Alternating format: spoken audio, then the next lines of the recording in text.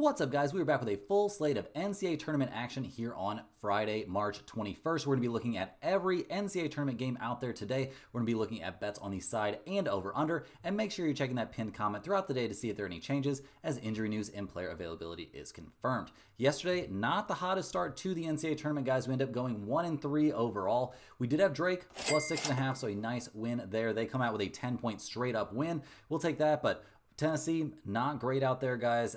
If not for Chaz Lanier, they could have maybe lost that game straight up. We had Georgia plus 6.5, and they just didn't decide to play basketball in the first half. At one point, they were down 27-3, so kind of tough to see that coming. We had Clemson minus 7.5. They were down 13-31 in the first half, so an ACC team not looking great, and just in general, coming out sleepwalking in the first half. So some bad luck there to be on some teams that were absolutely imploding, but we're going to bounce back in this one. Slam that like button. If we can get this video to 1,000 likes, we're giving away a Stump the Spread hoodie to one random commenter. And subscribe to the channel if you're new. Once you get to 50,000 subscribers, we're giving away another Stump the Spread hoodie. If you are a huge fan of what we do here every single day, you can sign up for channel membership by clicking the little join button right below the video. Members get exclusive early access to all of my videos and get their names up on screen in every video. But more importantly, you'll get access to our monthly members only giveaway, one of which is happening right now, guys. We're going to fire it up. We've got 61 channel members in there, and we are giving away a free hoodie to one of you. So hopefully by next month, we'll be giving away more than one free item. That would be the dream. So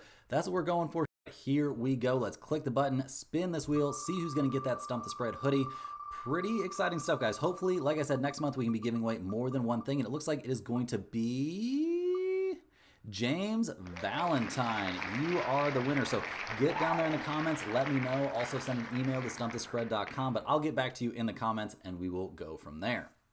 All of our videos are sponsored by stumpthespread.com. We have a team of experienced cappers over there. All of us have at least 15 plus years in the industry, and together we cover all the major sports. Right now, our premium members are getting daily college basketball, NBA, NHL, and UFC picks, along with Major League Baseball that is just getting started, and it's been our most profitable sport, guys, over the last 3 years in a row. Click the link in the description to head over to stumpthespread.com and see everything we offer, including free-to-use bet size calculators, exclusive free picks not covered in this video, and our premium top confidence picks. If you aren't ready to become a premium member just yet, sign up for a free account to get access to our email newsletter, which will get you free picks straight to your inbox every day and updates on results. Just make sure to check your spam folder. Comment below with any bets you're looking at today or any other feedback you have for me, and I will personally respond. As always, our favorite picks will be in the pinned comment down below. Now let's get into our first game of the day. We've got number 9 Baylor taking on number 8 Mississippi State. Baylor comes into this game 19-14 on the season, only 10-10 there in the Big Ten, but they've had some pretty good showings this season. Didn't finish things off on the best foot, losing 2 out of 3, but when your losses are against Houston and against Texas Tech, and both were very close, a 4-point loss against Houston and a 2-point loss against Texas Tech, I'll be willing to forgive some of your transgressions. This has been a very good team over the course of the year. They've dealt with some injuries, stuff like that, but they've been getting healthier down the stretch.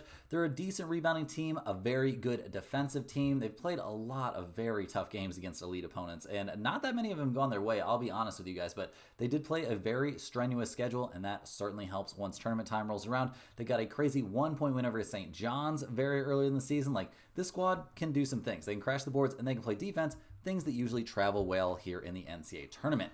Mississippi State comes into this game 21-12 on the year, 8-10 in the SEC. They're fresh off of a loss against Mizzou, an 85-73 loss against a Mizzou team that lost to Drake. So that loss isn't looking too good. They lost 3 out of 4 coming into the tournament, and I'm going to be honest, guys, I haven't been that impressed with what we've seen from SEC teams. Obviously, Josh Hubbard is an absolute monster, 19 points per game, shooting 40% from the field. Nothing wrong with that. This is a very good rebounding team, a decent defensive team, maybe not a very good defense team. I'm taking that back. They're not a very good defensive team. They can score the ball, though. They've got some good wins on their schedule this year, but not too many, and not too many recently either. They've kind of floundered here coming into the end of the season. Looking at the numbers, we see Mississippi State, they're actually 1.5-point favorites here. We've got a total of 144.5. Baylor 12-18-2 against the spread, 17-15 to the over. Mississippi State 15-18 against the spread, 19-13-1 to the over. So you can take over 144.5. I think that's very, very reasonable in this game. Both teams more than willing to play up tempo. I think that's a very good lean, and to be honest, that might be my biggest lean in this game. I think there's reason to take Baylor potentially at getting 1.5 points here. They play a zone very often, and Mississippi State not going to be very used to that. So we'll see how that goes, but I definitely think the over is a good play here. Next up, guys, we got the 15-2 matchup between Robert Morris and Alabama. The Colonials finished the year 26-8 on the season, 15-5 there in their horizon, taking care of business in the conference tournament as well. Has to feel pretty good. A 10-point win there against Youngstown State. So good stuff there. In their non-conference, they got blown out by West Virginia. That probably doesn't feel amazing. Cam Woods leads the way for them, 15 points, 5 assists per game. Very, very good numbers. Their defense, though, a bit lacking. Their rebounding is okay, but nothing to write home about, I wouldn't say. And guys, they drew a pretty tough opponent here in the opening round. Feels like kind of bad luck to go up against a number 2 seed there in the Alabama Crimson Tide, who finished the year 13-5 in the SEC, 25-8 overall. They've obviously got one of the best players in the nation, Mark Sears, putting up crazy numbers. This is actually the top scoring team in all of college basketball, putting up over 90 points per game. They're going to get out there and they are going to run, and that is what they like to do. They're second in the nation in rebounding. Obviously, a large function there of their pace of play. They did get bounced out of the SEC tournament there by Florida, but other than that, they played really well down the stretch, beating Auburn and Kentucky, and then losing against Florida. So liking a lot of what we're seeing from Alabama. They are 22.5-point favorites in this game, though. We've got a total of 166.5. Robert Morris, a great against the spread team, actually 25-8 against the spread this year. They're 19-14 to the over. Alabama, 19-14 against the spread, 18-14-1 to the over. So once again, a spot that I think is pretty reasonable to look at the over here. I think we'll see plenty of offense, even if a lot of it does, have to come from Alabama. SEC teams, like I said, haven't looked great in the tournament so far. Geographically, this is kind of a close one for Robert Morris. They might have a good crowd. This is a little bit rough. I honestly think I want to be on Robert Morris just by a little bit, but this isn't a game that I have much of a lean on against the spread. I once again think this is a very reasonable spot to take that over.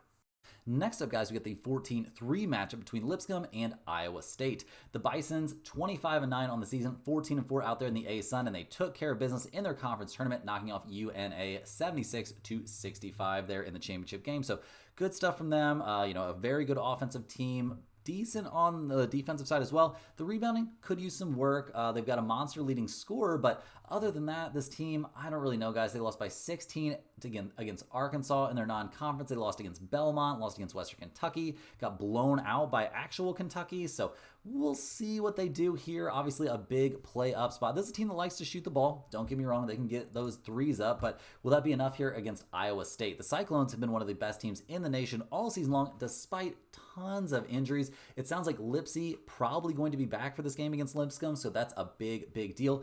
24-9 on the season, 13-7 in conference play. Not that bad for a team playing out there in the Big 12. They stumbled a little bit there for a bit, but finished things off okay. They did lose a very close, insane game against BYU to get bounced out of their conference tournament, but they eliminated Kansas State. They eliminated Cincinnati. Like, those were not competitive games whatsoever. So looking at the season-long numbers, Iowa State, fantastic. A great offensive team, an insane defensive team. The rebounding, not off the charts good, but decent enough. We do see Iowa State as sizable favorites here. That number's come back down a little bit. It's below 15 now at 14.5. You can find that at a lot of places out there. We've got a total of 142.5. Lipscomb, 16-15-1 against the spread, 19-13 to the under. Iowa State, 19-14 against the spread, 19-14 to the under as well. So trends towards the under here. If you want to take the under, I guess you could talk me into that. But right now, guys, I think Iowa State is a fantastic play at minus 14.5. The injuries are getting better. Their defense is way too good. They're going to share the ball well, even if they are missing their solid point guard out there. And yeah, they destroy mid-majors. Iowa State's been doing that here recently. I think they come away with a comfortable win and cover in this game. Next up, we've got one of the most highly anticipated games on the slate. We've got number 12 Colorado State taking on number 5 Memphis. And spoiler alert, guys, it is the 12 seed who is a favorite. The Rams, 25-9 on the season, 16-14 in conference play out there in the Mountain West. It's been nuts, guys. The run they've gone on has been absolutely crazy. This would be their 11th straight win or something like that. Just bonkers stuff. They took down Boise State in a game that wasn't even close there in the end of the Mountain West, tournament. So it's been nuts. Clifford, 20 points per game, 4 assists per game, 50% from the field. Like, this dude is, I don't know. In my opinion, he's NBA bound. Like, we'll see what happens, but it's been bonkers. Their season-long numbers don't look that great because earlier in the season, they just weren't that good. So we'll see if they can keep this insane run going here as they take on the Memphis Tigers, who are 25-9 on the season. I know they're out there in the American, but they spend money and bring in these players. They don't look like an American Conference team. We do see Hunter is going to be out for this game with that foot injury, so they're going to be leaning here even harder on PJ Haggerty, and the dude's been a monster. 22 points per game, almost 50% from the field, also dishing out a few assists. when you watch them in their conference tournament, things got a little bit sketchy a few different times. They didn't look great against Wichita State. They didn't look great against Tulane, a game they very much could have lost. They did figure it out there against UAB, winning that game by 12, but I don't know if that has all the cobwebs worked out here for this team. It feels a little bit sketchy here down the stretch. Despite their season-long numbers looking excellent, Memphis is getting 1.5 points in this game. We've got a total of 146.5. Colorado State 21-13 against the spread, 19-15 to the over. Memphis 16-18 against the spread, 18-16 to the over. Memphis probably has more size and athleticism. They should have the best player on the floor here in PJ Haggerty, but we'll see. We'll see how that goes. Their defense, I don't love it. Obviously, I don't love it. Colorado State is on this insane run, which has to end at some point. I do think Memphis probably not going to be looking past this team. Obviously, that would be a pretty crazy thing to do. They'll probably also feel a little bit disrespected. Guys, this is a game I could honestly see going either way here. Personally, I'm going with the Magic side. Give me Colorado State to continue this insane run. I'm worried about all the public money coming in on Colorado State, so this one's not going in the pinned comment or anything like that, but I do think I'm going to be slightly on the Rams in this one. Next up, we're looking at Mount St. Mary's going up against Duke in the 16 versus 1 matchup. The Mountaineers 23-12 on the season. They already beat American in that, first 4 games, so a nice win there, although American's best-ish player, I'm pretty sure best player, got hurt in that game, so that takes a little bit of the shine away. They did a good job out there in the MAAC tournament, yada yada. The Mountaineers, guys, they're probably in trouble in this game. I'm gonna be honest. They don't have any monster leading scorers. Like, who are you gonna put up against Cooper Flagg? They're around 300th in the nation in points per game. Their defensive numbers look okay. Their rebounding numbers look very good, but how are they gonna look against Duke when you had a pretty rough time against teams like Maryland, losing that game by 34 points there in the non-conference and losing by almost 30 against Georgetown? So going up against Duke, going to be quite the test. The Blue Devils are going to have Cooper Flagg back for this game, which feels a little bit insane to me. He's saying he's pain-free, and if you saw that ankle roll or turn or sprain or whatever you want to call it, that seems impossible to me. I'm going to be honest. That seems impossible that he'd be pain-free unless there's some pretty good pain medicines going on there. But we'll see what happens. Duke did okay without him, finishing out things strong there, winning their conference tournament. So they'll certainly take that. 19-1 in the ACC. Not that the ACC's looked great. Clemson really laying an egg. Louisville losing. Duke kind of having to hold things up. Duke and North Carolina. So we'll see how that goes for the Blue Devils. Obviously, they've been an insanely good team this year, and that's reflected in the spread, which has Duke at minus 32.5. We've got a total of 140.5 in this game.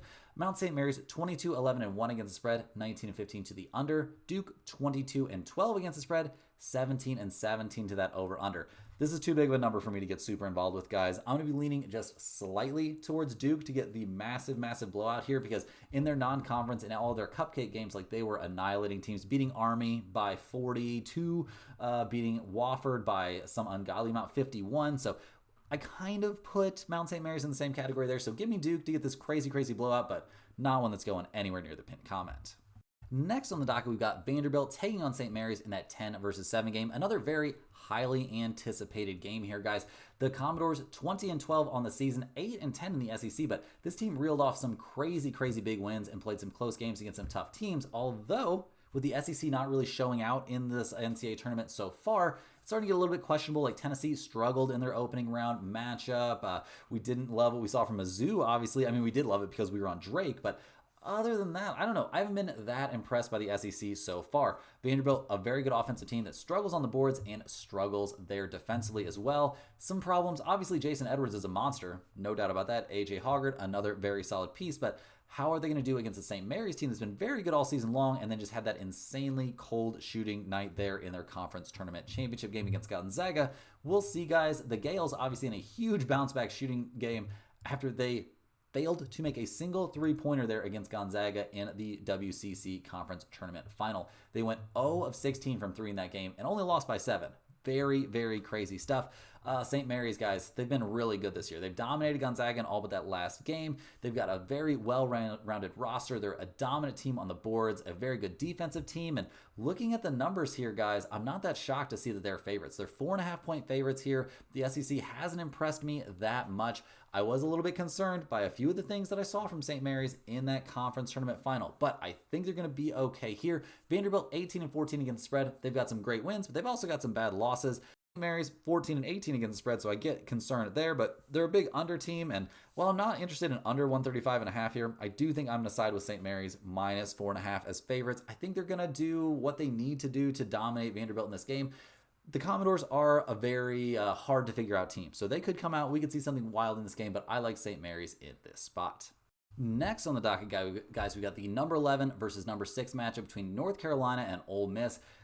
A lot of chatter out there about how the fix was in for that North Carolina game. I don't really know, but they did come out and absolutely dominate San Diego State, 96-68. So well played there by the Tar Heels. Everybody doubting whether they deserve to be in the tournament or not.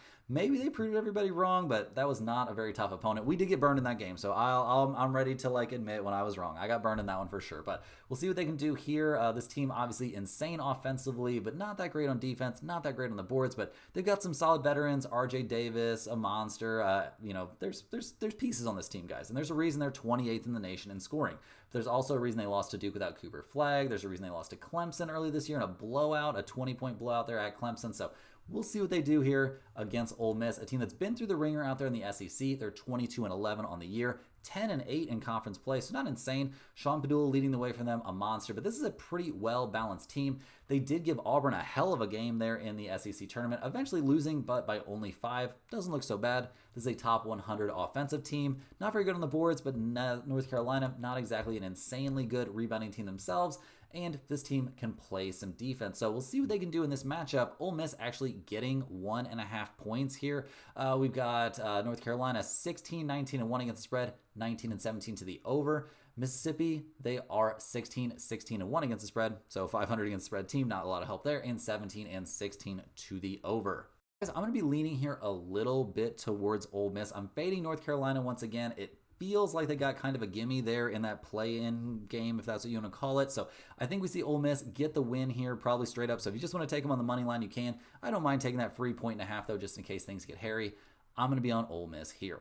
Next on the dock, we're looking at number 13 Grand Canyon taking on number 4 Maryland. The Grand Canyon Lopes, guys, 26-7 on the year, 13-3 in conference play, but didn't really have the non-conference results that I would have, or at least that they would have hoped for. Losing against Georgia, I mean, kind of a close game, barely beating St. Louis. Not having the easiest time there in their non-conference schedule. A team that was projected pretty high this year, but had to fight it out there in their conference tournament. Eventually, beating UVU by only 7 points. So not that impressed. I mean, Jacoby Cole's a monster, no doubt about that, but not a team that really scares me an incredible amount. All of their big season-long numbers were put up against pretty mediocre competition out there in the WAC. So it's a little bit hard to take them seriously, but we'll see what they can do here going up against the Maryland team that's been all over the place this year. 25-8 on the season, 14-6, so second place out there in the Big Ten, which is pretty impressive. That's a pretty good conference. They lost by only a single point there against number 22 Michigan in the conference tournament, so they've had time to rest and recover and get ready for this game. And this has been a very tough team. In their non-conference, their only real loss there, they did lose against, who did they lose against there? They lost against Marquette, 78-74 in a very, very close game. So we'll see what they do here. Derek Queen, a monster, obviously 16.5 points, 53% from the field. This is a top 25 offensive team, a solid rebounding team, and a great defensive team. So look at the numbers here, guys. Maryland, 10.5 point favorites. Seems like a big number. We got a total of 150 out there. Grand Canyon, 13-19 against the spread, 17-15 to the over. Maryland, 17-15-1 against the spread, 19-14 to the over themselves. Guys, I'm going to be taking Maryland here. I think they get this win and cover. They're rested and ready. Grand Canyon was not great in their non-conference. They're not sneaking up on anybody this season, obviously, after what they did last year. I think Maryland's the far more talented team. I think they're going to get get kind of a blowout win here. You could also maybe talk me into the over, but not too interested in that. Much more interested in the Maryland Terrapins. Next up, guys, we're looking at Norfolk State taking on Florida in another 16 versus 1 matchup. The Spartans, guys, 24-10 on the season. They were the top squad out there in the MEAC, but I mean, come on. It's going to be a little bit tough to see them win this game. They got a 1-point win. A 1-point win against South Carolina State in their conference championship game. Like, their coach can say all that they want about how they're angry that they're massive underdogs. Like, bro, you're playing Florida. Florida is scary. This team, Brian Moore Jr. is a very solid leading scorer, 18.4 points per game, almost 55% from the field, but you got blown out by teams like Baylor in your non-conference. You lost convincingly against Grand Canyon. You lost to Stanford. Like, come on, guy. Like, what are we talking about? You got demolished. Well, I guess you did play a semi-competitive game there against Tennessee, so maybe you get a little bit of credit for that, but I'm going to need to see it to believe it. Sure, this is a top 100 offensive team by their season-long rankings. Sure, they played some decent defense, but the rebounding numbers look bad, and they're taking on the Florida Gators, who are 30-4 on the year, 14-4 in the SEC.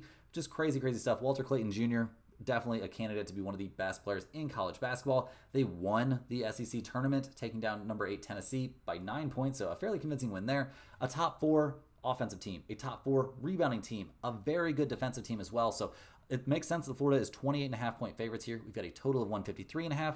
Norfolk State 17-13-1 against the spread, 16-15 to the over. Florida was kicking ass and taking names against the spread this year. 26-8 against the spread this season. A 500 over-under team. I don't care about the over-under, but I am going to be taking Florida at minus 28.5. Not a game that I'm in love with. It's a big, big number. They blew out everyone this season. Like, this team does not let up. I don't think we see them let up here. I think they get the blowout win.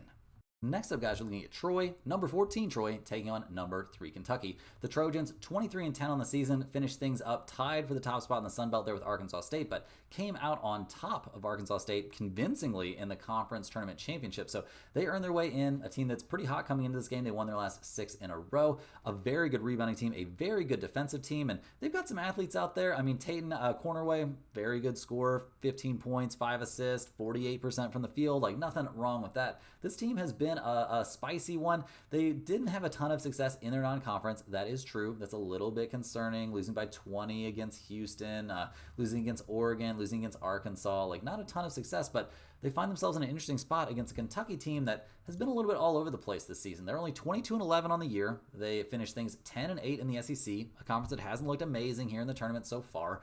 They are fresh off getting pretty much annihilated there by Alabama going into their, in their conference tournament, so that's not a great look. Obviously, this team has tons of talent. They're 5th in the nation points per game, a very solid rebounding team, but very little defense being played by this squad. And yeah, they didn't really have any major scares there in the non-conference that I'm seeing. I mean, they played Clemson. That doesn't really count as, they lost, don't get me wrong. And they also barely beat Gonzaga, a team that hasn't really impressed me this season, but we'll see what they can do here. We'll see what they can do. We see Kentucky 11.5 point favorites. We've got a total of 151.5. Troy, though, 21-11 against the spread, 17-15 to the under. Kentucky 16-17 against the spread, 19-14 to the over. Guys, I think this is a pretty good spot to be here on Troy getting all those points. Kentucky's pretty banged up. Troy's been a monster against the spread team. Kentucky did get upset last season, so they might be a little more locked in for this game, but I think they're going to be under a lot of pressure here. And while they might win, I think things are going to get very sketchy down the stretch in this game. Next up, we're looking at the New Mexico Lobos taking on Marquette in a 10 versus 7 matchup. The Lobos, 26-7 out there in the Mountain West, finished the year with the best record in the conference, 17-3 in conference play, but they got bounced out of the conference tournament by Boise State, 72-69. So a little bit of a tough look there. Donovan Dent, one of the best players in the nation, 20 points, 6.5 assists per game, shooting almost 50% from the field. You don't find that all over the place. This team, 27th in the nation in offense, 26th in the nation in rebounding, and they play a little bit of defense. The defense, maybe not insane, but definitely not terrible. The non-conference record, a little bit concerning. I mean, losing against St. John's by 14, losing against Arizona State, not exactly the best look, but they did take down VCU, a win that looks pretty good there in hindsight. So we'll see what they do in this one going up against Marquette, a team that didn't have the smooth sailing out there in the Big East by any stretch. Finished the year only 13-7 in conference play, 23-10 on the year. They're fresh off of a pretty handy beat down there by St. John's. They lost that game 79-63 to get knocked out of the conference tournament. This team relies a lot on the scoring of Cam Jones. I mean, 20 points, 6 assists, 48% from the field. That's very good production. Very good production. But guys, this isn't a good rebounding team. 276th in the nation, and rebounding is not great. A little bit concerning for me here, but they've done some good things this year. They've got some good wins on the docket for sure, taking down teams like, they beat Xavier, a team that's looked okay recently. Big wins against, teams like Creighton. They did lose to Dayton, which isn't great, but they beat Wisconsin. Like, you can see, this team, maybe not the most consistent, but definitely not terrible. So, look at the numbers here. Marquette, 3.5 point favorites. We've got a total of 152.5. New Mexico, 15-17 against the spread, 18-14 to the under. Marquette, 14-18-1 against the spread, 18-13-2 to the under. Guys, I'm actually leaning a little bit towards Marquette in this one at -3.5. They're a team that has a little bit of a habit of underachieving, but they will have by far the best player on the floor in this game. The Mountain West, not up to the best start in the NCAA tournament. This isn't a play that's going in the pinned comment. This is just a slight lean because I don't trust this Marquette team. And if Cam Jones has a bad day, they're going to lose. But I just don't trust New Mexico, and I haven't loved what I've seen so far from the Mountain West. Next up, we're looking at number 13 Akron taking on number 4 Arizona. This should be a pretty interesting game, guys. The Zips 28-6 on the season, 17-1 out there in the MAC. So a very good year for them in the MAC. I mean, they took down Miami of Ohio in a nail biter to earn this bid. So we'll see what they can do. Nate Johnson leading the way with only 14 points, but that's not the story of this offense, guys. Everybody out there can light it up. They're a top 10 offensive team in the nation, scoring around 85 per game. The defense, not so great. The rebounding, though, elite. Obviously, a lot of that has to do with their pace, but this team can absolutely light up the scoreboard. Did they have a great time in their non-conference? I can't exactly say that happened, guys. They lost to Yale. They lost to Milwaukee. They lost to St. Mary's. So not exactly a team that looked great against stellar competition, which could be part of the reason they're a big underdog here against the Arizona Wildcats, who come into this game, guys, 22-12 on the season, but 14-6 in Big 12 play, which is quite the accomplishment. Caleb Love, a monster. Jaden Bradley, a very solid point guard. This team, top 25 in the nation in offense, top 25 in rebounding. Not a great defensive team. They did get kind of slapped around by Houston. I mean, they only ended up losing by 8, so I guess I can't say slapped around too much. In their non-conference, they did have some very, very easy wins out there, but they also lost to Wisconsin. They lost to Duke. They lost to Oklahoma. They lost to West Virginia. So not exactly the best track record there in the non-conference. So we'll see what they can do. They are 14.5-point favorites here. We've got a total of 166.5. Akron, guys, 16-16 against the spread, 19-12-1 to the over. Arizona, 18-16 against the spread, 19-15 to the over. I'm going to take the over in this game, guys. I know it's a lot of points. I got to get to like 170 to, cash this, but I think we see a lot of offense. A lot of offense. Neither one of these teams plays much defense. I'm not going to be very interested in Arizona minus 14.5. I would lean maybe more towards Akron in the points, but I think the over here is the real value play.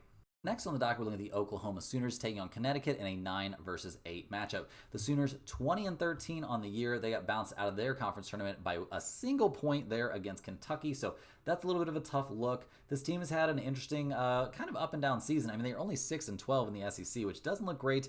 They have a very solid leading scoring option, though, in Jeremiah Fears.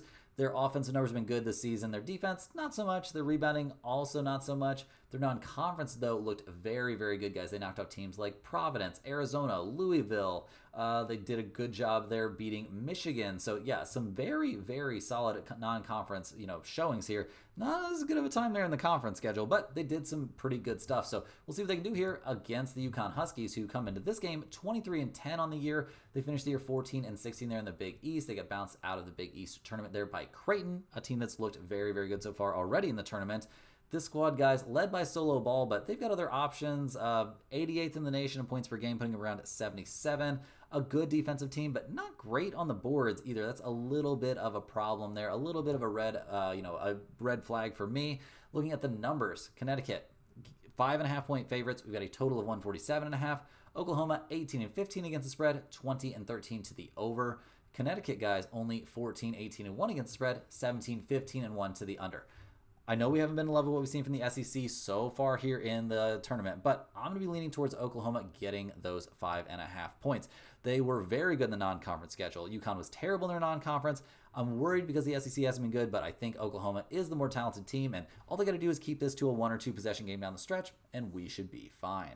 Now, guys, looking at the 11-6 matchup between Xavier and Illinois, the Musketeers already have a tournament win under their belt, having taken down Texas 86-80 in a very, very close game that really could have kind of went either way. But yeah, good stuff there by the Musketeers. 13-7 in the Big East this season. They came into the tournament playing pretty well, almost knocked off Marquette. They went on quite the winning streak. So this is a pretty hot team. They had a decent time in their non-conference. Didn't face a ton of super tough opponents. They did lose to Michigan and lost to TCU. So I'm not going to throw them a parade, but this team has been through the ringer a little bit. We'll see what we've got from them. I mean, Zach Freemantle is a monster. 18 points per game, shooting 52% from the field. That's going to be tough to stop here for this Illinois team, who hasn't been great defensively this year. They finished things up only 12-8 in the Big Ten. They 21-12 overall. They've been a bit all over the place. They got absolutely demolished by Maryland there in their last game of the regular season, or their last game of their conference tournament. That's not a great look. They didn't necessarily... This team's been all over the place. Like, honestly, they played kind of a decent game against Alabama, but I don't know. They beat Arkansas in their non-conference, but lost to Northwestern. They lost to Tennessee in their non-conference, but it was a very close game. I don't know. This has been a hard team to figure out all season long, and it's a little bit hard to figure them out here, guys. I mean, we see them as 3.5-point favorites. Like, all right, we've got a total of 160.5. Xavier 19 and 14 against the spread, 17 and 16 to the under. Illinois 16 and 17 against the spread, 20 and 13 to the over. This is a tough spot, guys. I'll be honest. I don't have a huge lean on this game either way. I'm going to be siding here just slightly towards Xavier in the points because of the hotter team coming into this game. But overall, I think you could flip a coin on this one. I do not know which way it's going. Heading into the home stretch here, guys, we're looking at the 15-2 matchup between Bryant and Michigan State. The Bryant Bulldogs came out atop of the American East, so well done by them. 23-11 on the season and 14-2 in conference play. We're not going to freak out too much. This team can score it, guys. No doubt about that. Tied for 24th in the nation, putting up almost 82 per game. They play a fast pace, guys, and the question will be, is Michigan State going to up their pace and play a fast pace with them, or is Michigan State going to try and slow it down? We'll see how that goes in this game. Earl Timberlake, a very solid point guard option. I mean, 50% from the field, 5 assists per game, and shooting, scoring like 16 points. You don't find that anywhere. Don't find that all over the place. It's very, very good stuff. But this team, guys, in their non-conference, I mean, what do we really have to get excited about here? I'm not seeing a whole lot. Like, they didn't keep things very, competitive there against St. John's. Like, they got blown out by Grand Canyon. I'm a little bit worried here about this Bryant team, and they're going up against a monster in Michigan State who are 27-6 on the year. They are fresh off of, a 17-13 conference schedule and getting knocked out of their conference tournament by Wisconsin. So Wisconsin, a tough out for sure. They already proved that here in the NCAA tournament. This Michigan State team, 20th in the nation in rebounding, 80th in the nation in points per game. A very good defensive team, and they don't rely too much on any one leading scorer. So we'll see what they can do in this one. They didn't exactly demolish opponents there in their non-conference, so maybe that's a little bit of a concern. They're 17.5-point favorites here. We've got a total of 152.5. Bryant, 15 and 17 against the spread, 16, 15, and 1 to the under. Michigan State, 22, 10, and 1 against the spread, 22 and 11 to the under as well. Do we want to take the under in this game? I don't really see it. I think what is probably going to happen in this game is we're going to see Bryant play an up-pace game. Michigan State's going to go ahead and play up-pace with him, and with the better athletes and the better overall team, Michigan State probably going to blow them out here. Turn them over a lot, that's going to be a problem, and I think we see Michigan State probably just cruise in this game. Last but not least, guys, we're looking at number 12 Liberty taking on number 5 Oregon. The Liberty Flames, guys, 28-6 on the season, 13-5 out there in the Conference USA. So well played there. They won their conference tournament, taking down Jacksonville State 79-67. This team's been playing well. They don't have a monster leading scorer or anything like that. They're not very good on the boards. They didn't have a great time in their non-conference, except for a couple of nice wins there. So maybe I should restructure that. Maybe they did have a good time. I mean, they took down who's that? I just saw they beat. Oh yeah, Kansas State. They beat Kansas State. They beat McNeese. So nice wins there. They did lose against FIU, but it was a very competitive game. So maybe we need to be taking the Flames here a little bit seriously. I mean, not a great rebounding team, but very good defensively. And maybe they've got what it takes to give Oregon a game here, because the Ducks come into this one 24-9 on the season, 12-8 out there in the Big Ten.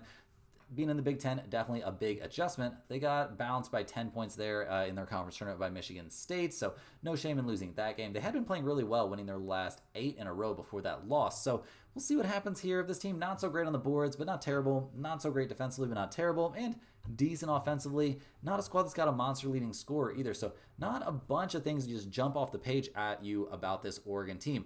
I think looking at where this game is located, we've got some interesting takes here. First of all, we see Oregon, they're 7.5-point favorites. We've got a total of 139.5.